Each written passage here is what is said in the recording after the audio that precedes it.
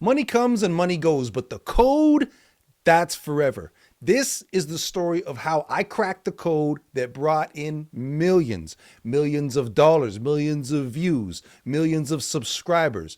I built an absolutely mammoth success, but almost lost myself in the process.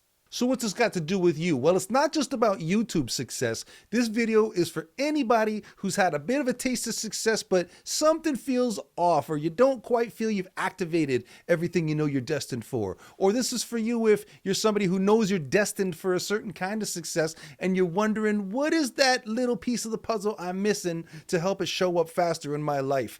I've been at every spot in every level of that equation, and I'm here to tell you, I've been to the top of the mountain, and I'm bringing back news of what I saw on the other side.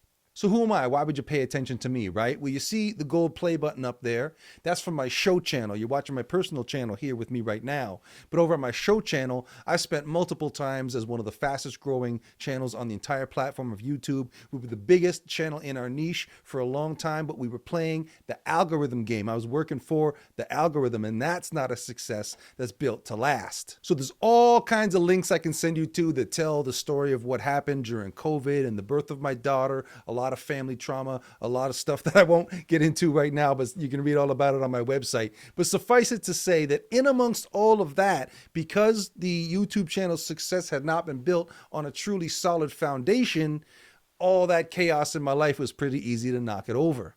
So I spent a lot of time kind of wondering what had gone wrong, what I could have done differently. And I was thinking about my past, and I was thinking about like who that guy was that was working on that YouTube channel. And there was two photos that sort of illustrated the dichotomy, almost like two versions of me. You got the version of me very early in the success of the channel, showing up to a Comic-Con in a tailored suit, looking fly, right? This is the version of me that people were responding to, that was making viral hit videos and getting on the news, all this kinds of stuff. Fast forward a few years to right before COVID, and I'm showing up to the Comic-Con in this polyester Spider-Man suit with the cap, and okay, I'm wearing the cap so I don't have to do my hair because I know I'm going to put on a mask later and be in a costume, but that's part of the thing too, because early in the channel's success, I wasn't the one getting in the costume. I was like the Stan Lee figure putting it all together, right? So it was in the contrast between those two pictures that I started really thinking about, okay, there's a version of me that I lost somewhere in there. And this is where we're starting to get near to cracking the code that I'm talking about. What was that X factor? Why was that version of me in the tailored suits so interesting to people, but the version of me in the costumes, even though outwardly I showed all the signs of success, making more money, more subscribers, more views, all of that, but I didn't feel as successful as when I was wearing the tailored suit and getting written up for my art and whatnot. And come to think of it, even that never felt as successful as I did when I wasn't making any money, but I was on the street with a shirt and tie and a sheriff's badge pinned to my jacket right here, showing up to like a neighborhood book fair, putting up a big banner that says #1 cartoonist in the world, and the subject of a documentary of a student film, and getting on the 6 o'clock news because I told them I was selling thousands of copies of my comic book and they never bothered to check, right? Who was that guy? Where'd that guy go?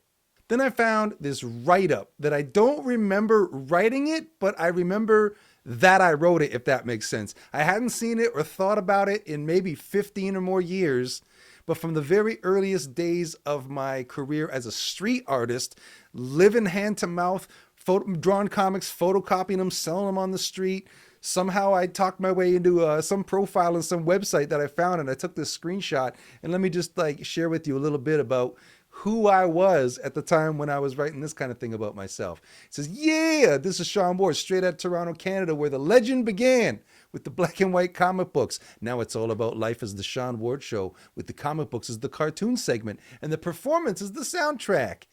I stopped showing up to my job, then I started selling my photocopied comics on the street. Those got really popular, so I started throwing unveiling events to debut the new ones. Then I started performing at those events, and they just got grander and grander. Then I got a lot of press and television coverage, and this stuff got super popular. This scene is the hottest thing happening on the underground in Toronto, Canada, and you'd better keep your eyes open because it's getting too big for Toronto, and we're going to invade your town soon.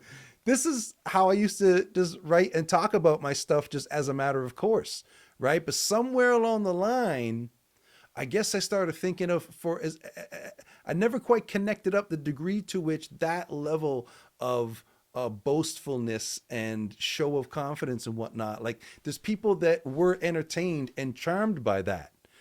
But for how many haters I had and people who called me an egomaniac and wrote me hate mail and left me nasty comments and all that kind of stuff, I started feeling like that was attracting the wrong kind of attention and maybe sanding off some of the edges and presenting a smoother approach might be a key to this thing going big. And it went pretty darn big. But it took it reaching the next kind of through point. You know, I felt the squeeze many times in my career, and I always come back stronger than ever. We'll come back to this in a second about what I'm doing right now. But when I was feeling the squeeze at a certain point, I was thinking, oh, maybe that's just way too much for people. Dialed it back, not realizing that that energy was crucial to giving it a boost in the beginning. And so I think I gave myself a huge boost with that kind of energy, but without continuing to feed that kind of energy. That's where it started to run out of fuel.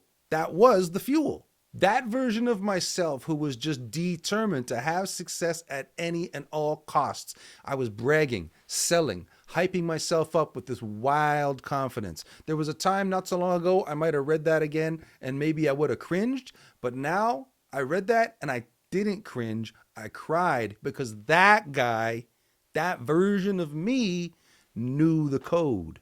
That guy believed in his message so strongly that he didn't care what people said about him. It was all about getting himself out there at whatever cost. He didn't wait to be chosen. He just showed up and turned himself into the main character. That was the code. That was the energy. That was the missing piece.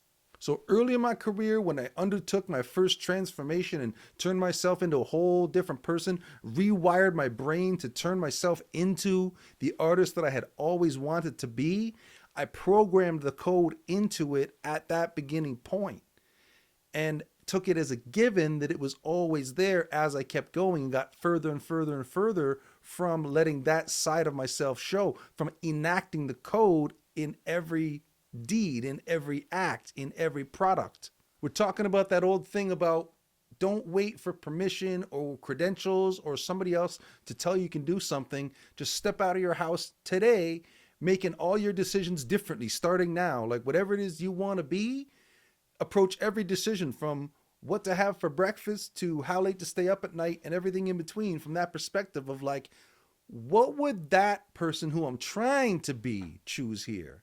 And that's how you do it. It's a rhythm. It's an energy. It's a way of moving through the world. It's a way of creating and getting your art out there, getting your message out there that's unapologetic, poetic, dangerous, electric. So I actually have a name for it, and I'll share with you how I discovered that name in a future video. But all you got to know for right now is if you're relating to what I'm talking about and you're hearing what I'm saying and it's resonating with you as it ought to be, as it did when I heard other key people say it, and it literally changed who I was, that's the code. It's not out there, it's in you. Back in the day, I was creating from pure vision, pure passion, pure artistry. And somewhere along the line that got, I don't want to say polluted, but you can say diluted, where the game began to be about the algorithm and the magic combination of title and thumbnail and keyword rich description and leveraging these highly clickable concepts that people are already looking for and putting my own twist on it. I thought I was doing my own thing, my own way there. But at the end of the day, what I realized, just like I talk about with people who go to Comic-Con and are really into cosplay, like it's beautiful to see that the work that they do, but there's also this like almost sadness to it where it's like, I would rather see what you would make like of your own ideas rather than putting all of this effort and work into basically advertising for the giant corporations for free. So I spent a long time advertising for the corporations. I mean, that's not, I'm underselling it, but I mean, I'm so privileged and blessed to have been able to have this series of years as the superhero movie thing was rising. And I've been a lifelong fan of superhero movies, and I got to indulge that passion and regress and live in this like boyhood interest of mine that I took so seriously, and I was able to kind of arrange my whole life around just like living inside of this passion. And it had its place and it did its thing, and it took me a long time to get here to realize that it all happened to bring me back to a point of picking up right where I left off in telling my story. And that's where we're at now. And this is where we're cracking the code of how you can do it for yourself as well. So I'm going to go even deeper on all of this in the next video. But for right now, go check out The Sean Ward Show here on YouTube or wherever you're watching this, or go to theshawnwardshow.com and see what I'm up to now that I'm on my way back up to the top. New investment, new energy, new business, just new. Life has finally come around. I spent a lot of time in the dark, felt like feeling around for the light switch, but the light switch wasn't what I was looking for. It's the code that had been there all the time that I was looking for without even realizing it. The code is what was the foundation of all of it. And I had gotten so far away from it that I thought it was gone, but it was never gone. It was always there. It just took a lot of work and discipline and focus to get back to it. And I'm here to hopefully go on a journey with you, help you discover the code for yourself, and whatever you're making, however you're getting your message out there, whatever you're putting into the world, share the link with me. I can't wait to see it. If this meant anything to you, please drop a like, give it the old thumbs up. Let me know you're out there for all of the 7 people who are going to watch this all the way to the end. If you've been rocking with me for all these years, I appreciate you so much. Like you don't even know. You are what kept me going through all of these dark times. But the dark times are behind us, and we're on our way back up to where the light is bright, and the view is going to be more beautiful than it's ever been. And I can't wait to share every step of the journey with you. Thank you for watching.